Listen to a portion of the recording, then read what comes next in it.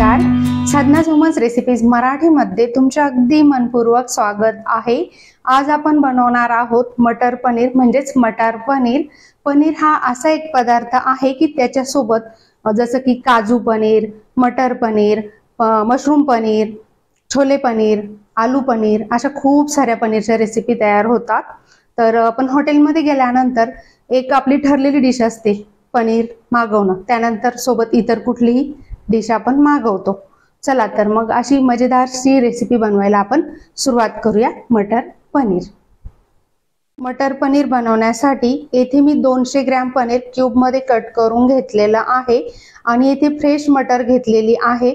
जर फ्रेश मटर नसेल तर तुम्ही फ्रोझन मटर देखील वापरू शकता। सर्वप्रथम आपण पनीरला शालो फ्राय करून घेणार आहोत। त्यासाठी पॅन मध्ये तेल टाकून घ्यायचे, पनीर टाकून घ्यायचे,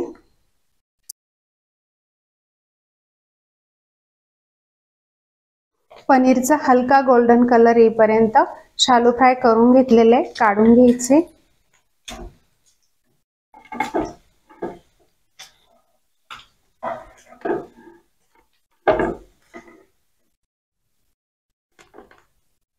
सेम पॅन यूज करणार आहोत। येथे मी 8 लसणाच्या पाकळ्या, 1 इंच आल्याचे तुकडे आणि 3 काश्मीरी मिरच्या त्यातल्या बिया काढून घेतलेल्या आहे, ते टाकून घ्यायचे। 1 मिनिट परतवून घ्यायचे। काश्मीरी मिरचीमुळे कलर खूप छान येतो। आता यामध्ये 2 स्लाइस मध्ये चिरलेले कांदे टाकून घ्यायचे। कांदा व्यवस्थित परतवून घ्यायचा आहे। कांदा आपल्याला जास्त परतवून नाही घ्यायचा आहे। आता यामध्ये आपल्याला टाकायचे 2 टोमॅटो बारीक चिरलेले, तसेच 20 काजू आहे ते टाकून घ्यायचे। त्याने ग्रेव्हीला घट्टपणा येतो। थोडं मीठ टाकून घ्यायचे टोमॅटो लवकर सॉफ्ट होण्यासाठी। तसेच थोडं पाणी टाकून घ्यायचे आणि कोथिंबीर।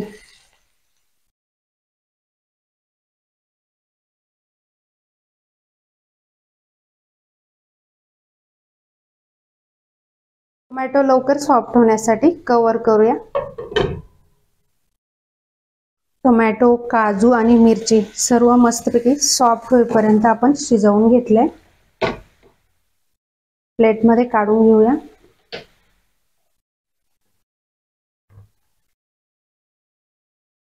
थंड झाल्यानंतर ग्राइंड करून घ्यायचे। ग्राइंड केलेलं वाटण तुम्ही येथे बघू शकता, वाटणाची कन्सिस्टन्सी स्मूथ टेक्स्चर आलेलं आहे। आता आपल्याला मटार पनीर बनवण्यासाठी पॅन मध्ये तेल टाकून घ्यायचे। तेल तुम्ही तुमच्या आवश्यकतेनुसार कमी किंवा जास्त घेऊ शकता। सोबतच बटर टाकून घ्यायचे। बटरमुळे आपल्या भाजीला टेस्ट खूप छान येते। आता यामध्ये आपल्याला खडे मसाले टाकून घ्यायचे। 8 काळी मिरी, 3 लवंगा, 2 वेलची, तेजपत्ता आणि दालचिनी। आता आपल्याला हे खडे मसाले टाकून घ्यायचे। लो फ्लेम वरतीच आपल्याला सर्व मसाले टाकायचे आहेत। आता हिंग टाकून घेतलेला आहे। अर्धा चमचा हळद पावडर टाकून घ्यायची आहे। 1 चमचा धने पावडर। सर्व मसाले लो फ्लेम वरतीच टाकायचे, लक्षात असू द्या। आता टाकायचे आहे गरम मसाला, 2 चमचे लाल मिरची पावडर टाकून घ्यायची। किचन किंग मसाला टाकून घ्यायचा आहे, त्यामुळे टेस्ट खूप छान येते मटार पनीरची। सोबतच आपल्याला जिरे पावडर टाकून घ्यायची। सर्व मसाले आपण लो फ्लेम वरतीच टाकले। ग्राइंड केलेलं वाटण टाकून घ्यायचे आणि सर्व आपल्याला व्यवस्थित मिक्स करून घ्यायचे।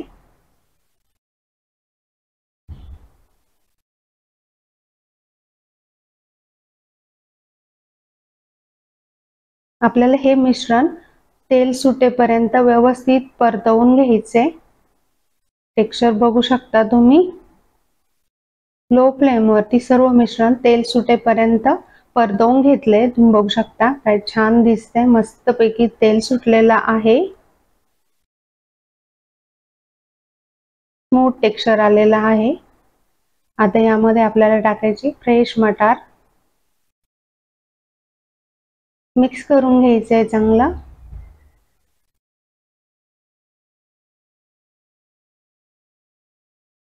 आता यामध्ये थोडं पाणी टाकून घ्यायचंय मटार शिजवून घेण्यासाठी। चांगलं मिक्स करून घेतलंय। आता आपल्याला हे मंद आचेवरती 7 मिनिटे शिजवून घ्यायचे आणि इथे तुम्ही बघू शकता 7 मिनिटे झालेली आहे। कलर, टेक्स्चर, यामध्ये 2 हिरव्या मिरच्या मी अशा उभ्या कापून घेतलेल्या आहेत, त्या ऑप्शनल आहेत। आता यामध्ये आपल्याला चवीनुसार मीठ टाकून घ्यायचे, तसेच शॅलो फ्राय केलेलं पनीर टाकून घ्यायचे आणि मिक्स करून घ्यायचे। ही रेसिपी तुम्ही नक्की ट्राय करा, खूपच छान होते।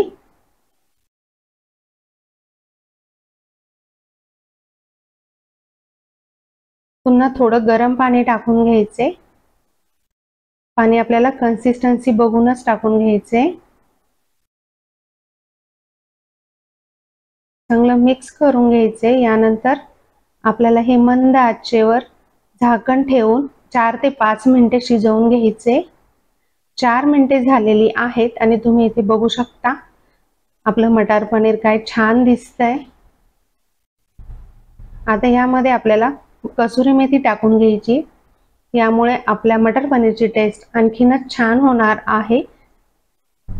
मिक्स करून घ्यायचे। टेक्स्चर तुम्ही बघू शकता, कन्सिस्टन्सी बघू शकता। ही रेसिपी तुम्ही नक्की ट्राय करा आणि आपलं गरमागरम मटार पनीर तयार आहे। सर्विंग प्लेटमध्ये काढून घेऊया। पाहुणे आले, तुम्ही हे बनवलं तर तेही खुश होतील, लहान मुलांनाही आवडेल, सर्वांनाच आवडेल अशी ही मटार पनीरची भाजी तुम्ही नक्की ट्राय करा। अप्रतिम होते चवीला। इथे बघू शकता आपलं गरम गरम मटर पनीर किंवा मटार पनीर तर तयार आहे। तुम्ही या पद्धतीने नक्की बनवून बघा, खूपच छान होते मटार पनीरची भाजी।